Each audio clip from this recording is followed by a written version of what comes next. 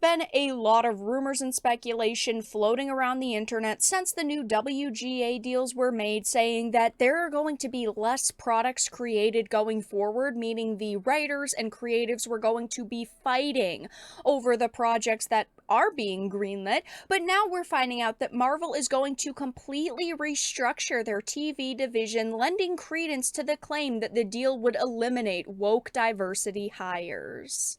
I have a few different things that I want to show off, but before we get into the topic, if you enjoy the content I create, check out the links in the description, follow me on social media, and consider supporting through Patreon or via YouTube memberships. So, I'm going to be referencing this Bounding into Comics article. It says a new report details that Marvel Studios is restructuring its Disney Plus television division, lending credence to the claim that the new Writers Guild of America deal would eliminate woke diversity hires. Now, over the past few years, Marvel Studios has been struggling, and Disney in general has been struggling, but since the launch of Disney Plus, and we have seen this uptick in content, they have really faced some issues. I mean, they have lost money on so many projects. Even look at the most recent release of Secret Invasion. It is rumored that that cost them $200 million, and the viewership was nowhere near what they expected it to be. And yeah, going forward, we have heard that Hollywood in general is going to be facing some major shifts. They are going to be changing a lot of their business strategies. A lot of companies are going to be focusing on quality over quantity.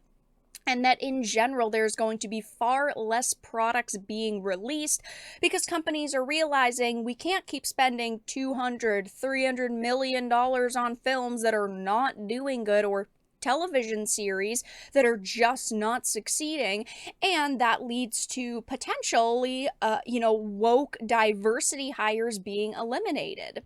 It says though that the screenwriter script doctor had previously detailed how the WGA deal would eliminate woke diversity hires during an appearance on Midnight's Edge. I did talk about this in a previous video, so it will be linked down below, but to recap, it says, so basically what we are seeing here from the youngins is that there's going to be possibly less opportunities for them, especially in something like the pre-greenlit or mini rooms, and that just comes down to two factors that I can think of right now. It says the first would be the current MBA defining that a showrunner has to be a union writer, so it can't be an internal executive producer like Kevin Feige. It also gives them a bit more power in who they select for the writing positions in the minimum staffing mini rooms. Now, with regards to those rooms, you have showrunners that only would a real showrunner, a good showrunner, is only going to hire writers that they are going to get value out of in that room, which means that if you are a diversity hire and that's all you've got going for you, you are of no value to a showrunner, which means you're not going to get your guaranteed hire over there, which I personally think that this is the way that it should be. We should not be hiring people based off of their gender or the color of their skin. You should be hired based off of your talents, your strengths. You should be hired because you are the best person for the job. If that means a project has 75% women, then that's okay to me, because you are still proving that these are the best people for the job, and that means at the end of the day you're getting better content. I want Hollywood to be good. I want content releasing to be fun and enjoyable again, but unfortunately, over the past few years, with this uptick in diversity hires, we have seen the quality of content drastically decline because they're just picking people to go, look at us, has our ESG score been driven up by these hires? That's all that they've really cared about. But now it's really starting to affect companies, and these WGA deals do not help these diversity hires. But it goes on to say, this new report notes that Marvel Studios will actually be moving away from the pre-greenlit model where they approve an entire show and put it into production without producing a pilot and having it tested to determine whether it should be greenlit or not. I think that initially they had moved away from this because when it comes to streaming content, they figured we already have a franchise that people know and people love. It's not like they are just creating creating a show based off of an entirely new franchise that they would have to test. I mean, we're talking about Marvel here, right? The MCU, absolutely massive, billions and billions of dollars in profit. So when they decided to start creating these shows for something like Disney Plus, they figured, meh, we don't really need to produce a pilot because we know we're going to have people watching automatically anyway. But now that fans are slowly, well, I'd say slowly over the past few years, quickly now deserting the franchise and giving up on the stories that they're telling, they have decided we really need to rethink our strategy. And maybe now they actually will behind the scenes go back to the television model of only producing a pilot and having it tested with audiences and tested with critics to see how it actually goes. Those test screenings are very valuable.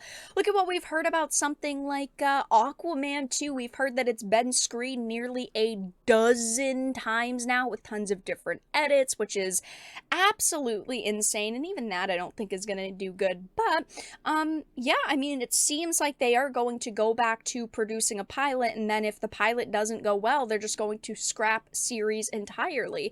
And again, they have said that they want to focus on quality over quantity now, so they might only be greenlighting, 1 or 2 pilot episodes to be made a year, and then out of those 2, they're only picking 1, or they might have like 5 made, and then they're only picking 2. We don't exactly know, but this means that these writers and producers and creatives in general are going to seriously have to bring their A game, which again, in my opinion, is fantastic. These people need to get back into reality. They need a good slap in the bum to get going and make products that people want.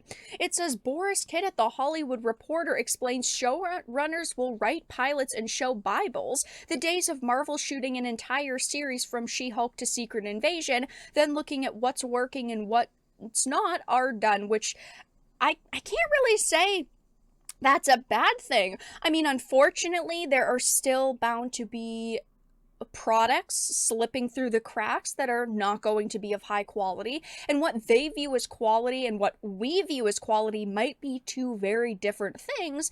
But yeah, I mean, I do think that it's going to lead to less awful shows being released, like She-Hulk, and then Secret Invasion's ending was terrible, and then you have Miss Marvel, all of these series that really had no reason to be created in the first place other than they were throwing something at the wall and hoping that it was going to stick. Clearly, part of the problem is they were creating DEI-driven shows to, again, boost ESG scores for the company, even though they weren't making money or bringing in viewership.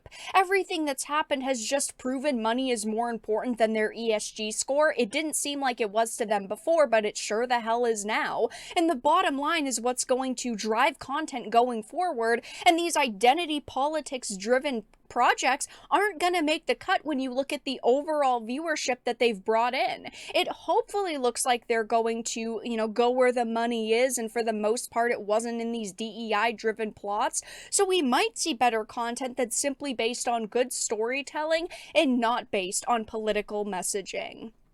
But that's all that I really had to discuss in this video. Let everyone know your thoughts in the comment section down below. If you enjoyed this, make sure to give it a like, share it, and subscribe to the channel. And of course, if you didn't, make sure to give it a dislike. I appreciate your support either way, but I will talk to you all again in the next video really soon.